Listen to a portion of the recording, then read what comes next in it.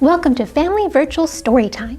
Today we're going to be reading about some characters that make a few mistakes that maybe even hurt their friends' feelings. But they also learn how to say, I'm sorry. And that's a great lesson for us all to learn, right? So let's get started.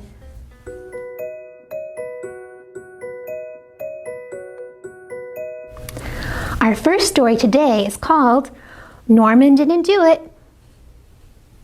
Yes, he did. Let's see what happens. Norman was a porcupine.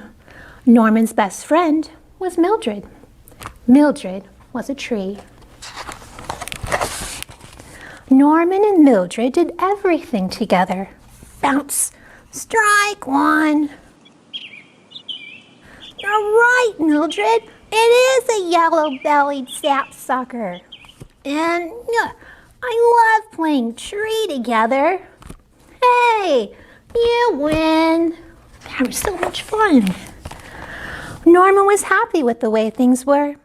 Okay, one more chapter, then it's lights out, Mildred. Norman and Mildred, Mildred and Norman. Just the two of them. Until one day, pop, there was someone else.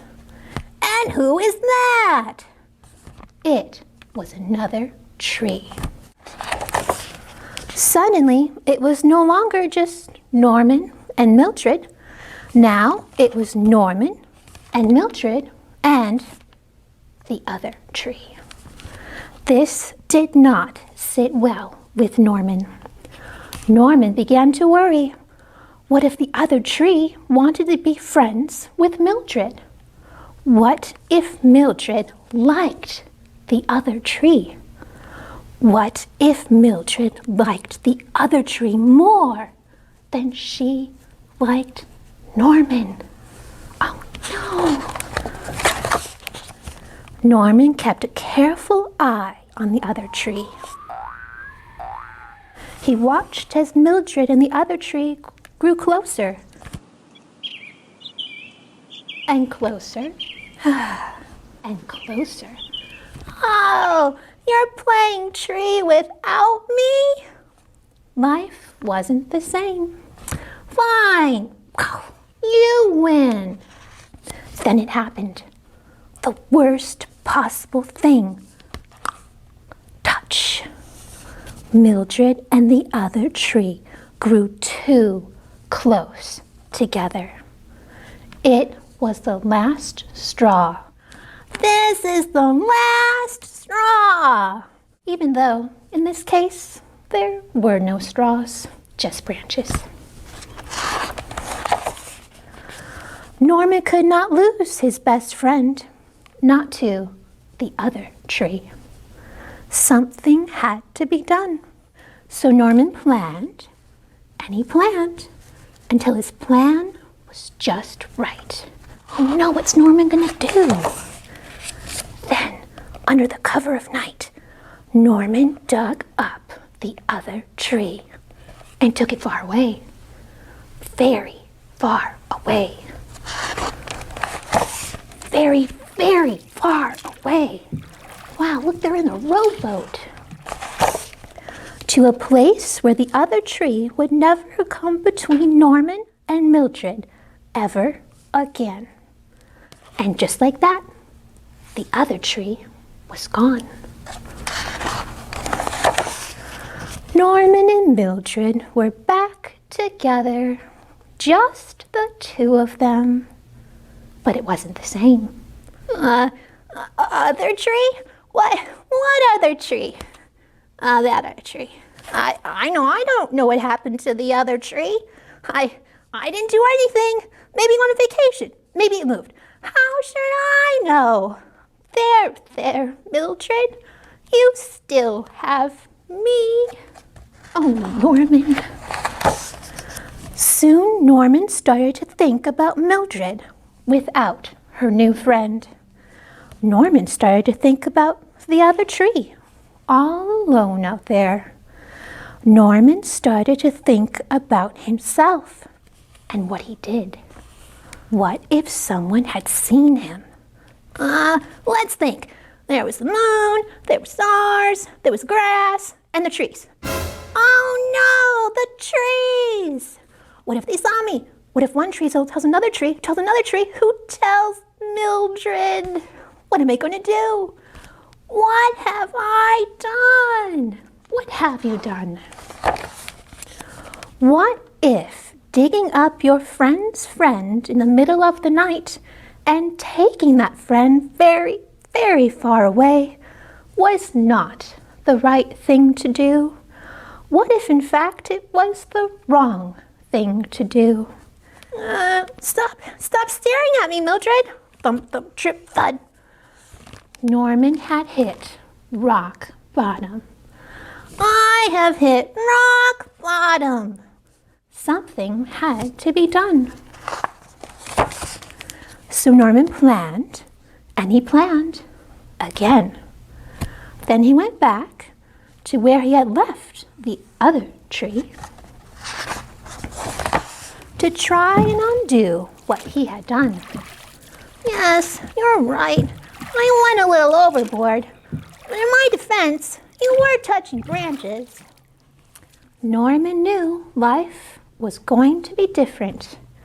Look who's back, Mildred! And that was okay. Look at that, Norman's coming around. He might even like it. Norman and Mildred and the other tree. Just the three of them until... And who's that? Oh, look, the other tree has a friend now too. A new squirrel. Well, hopefully Norman will adjust to that as well. And that's the end of Norman Didn't Do It. Yes, he did. Well, I hope you enjoyed this book, and I hope you also enjoyed how much Norman loved his friend Mildred and was able to apologize to her at the end and make everything right. Well, let's see what happens with our next story.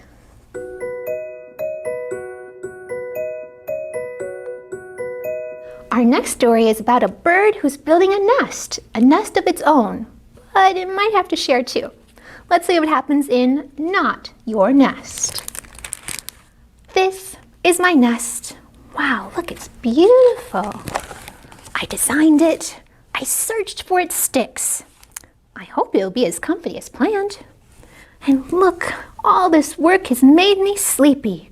Just one last piece and... Oh, I'm sorry. This is not your nest. Well, that's okay. You can build another. I guess I could.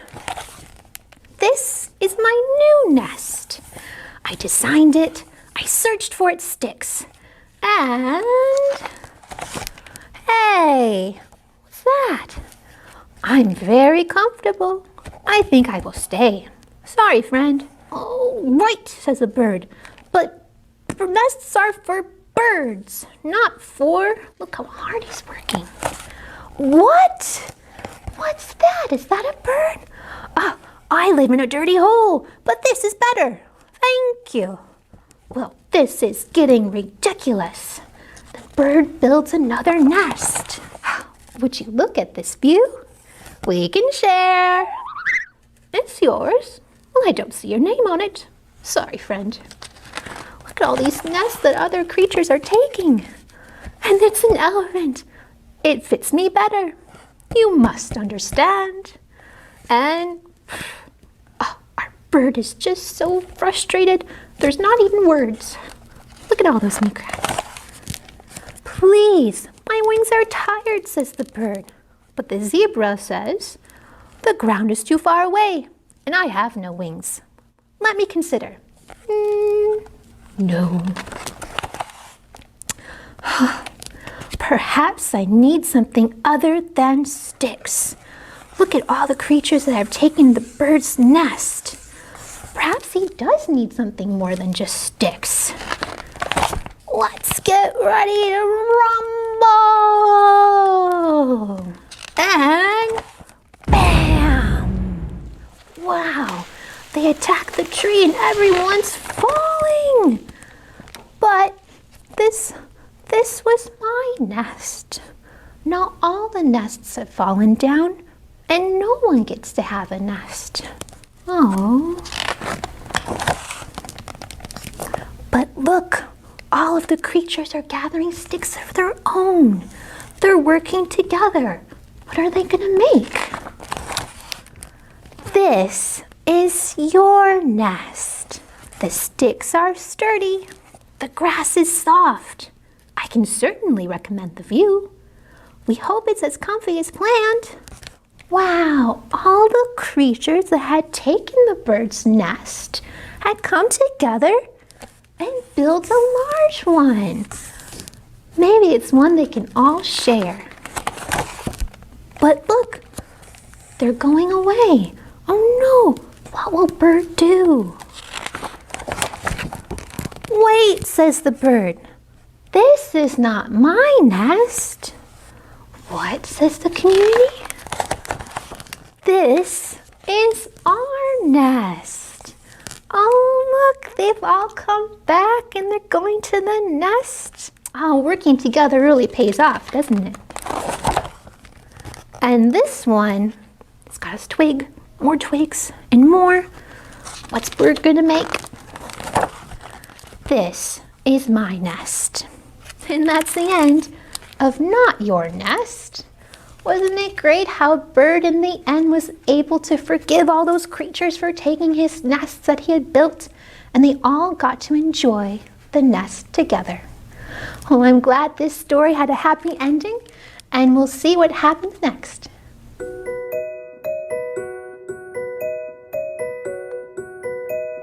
Our last story for today is about two characters, two friends, who finally learn to say, I'm sorry. So let's see what happens. Every morning, Scribble and Swoop met halfway at the bend in the river. There were never two greater friends in all of Walnut Woods. Scribble always brought his special pencil.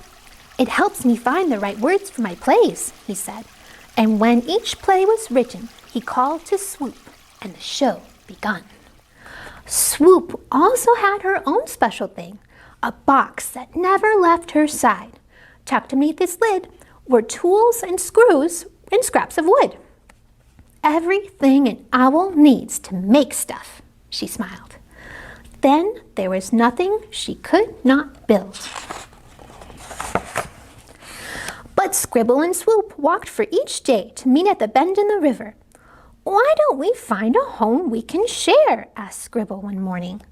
Swoop knew just the place. There was room for two, with a little left over.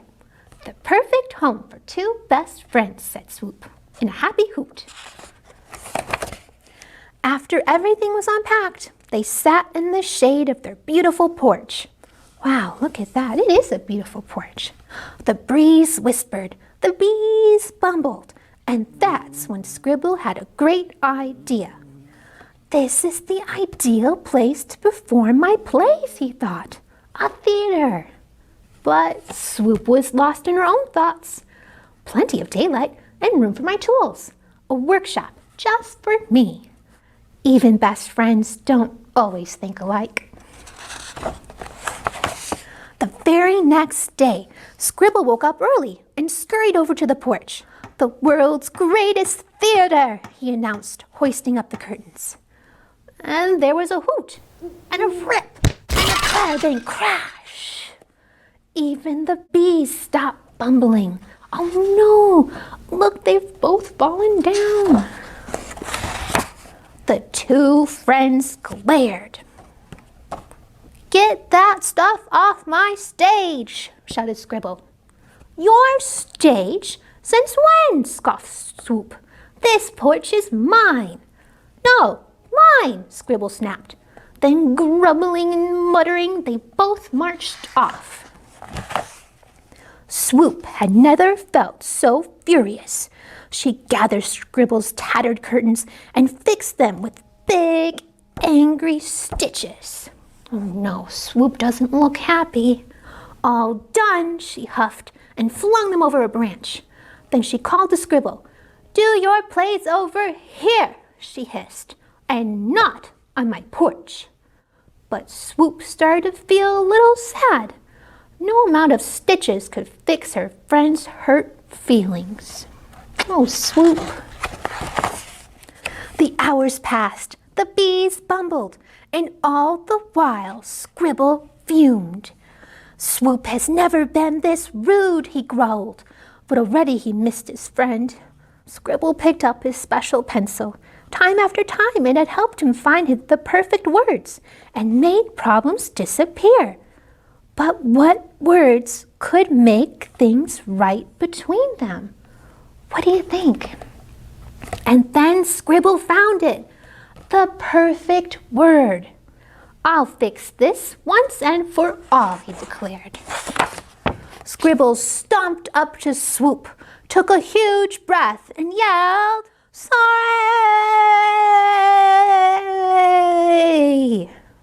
But sorry is not a magic word. It only works if you actually mean it. Oh, Scribble. "You're not sorry at all," replied Swoop, and it was true. He wasn't. The word hadn't worked, and now Scribble was more upset than ever. "This pencil is useless," he cried, and snapped it in two. All at once, he realized what he had done, and Swoop's heart slumped with sadness. "Oh, Scribble, I'm sorry," she whispered. "The porch wasn't mine to take, and I ruined your curtains and hurt your feelings. I never asked if I could build a theater." Then Swoop took a step towards her friend. And the hug they shared was enough for two, with a little left over. Aww. Oh, good, they're making up. "From now on," said Swoop, "let's always make our plans together." So Scribble picked up the tools and the screws and every last scrap of wood. And Swoop fixed Scribble's special pencil so that the angry snap was just a memory. Well, that's very kind of Swoop. Scribble and Swoop always remembered that "I'm sorry" only works if you mean it. And for the porch, they agreed to share it. A place for writing in the morning and a place for making things in the afternoon. And every evening when the sun went down, it was a theater for two best friends. Wow, look how they came together in the end and are able to share the porch. Looks like they have a really fun theater production going on, doesn't it? Maybe Scribble's captain and Swoop's there for the ride. And look, the waves look nice. Oh, I'm so glad they were able to come together and learn how to say, "I'm sorry," and actually mean it. Well, that's the end of I'm Sorry. And I hope you enjoyed all of our stories today and are able to take a few lessons from our fun characters. Till next time.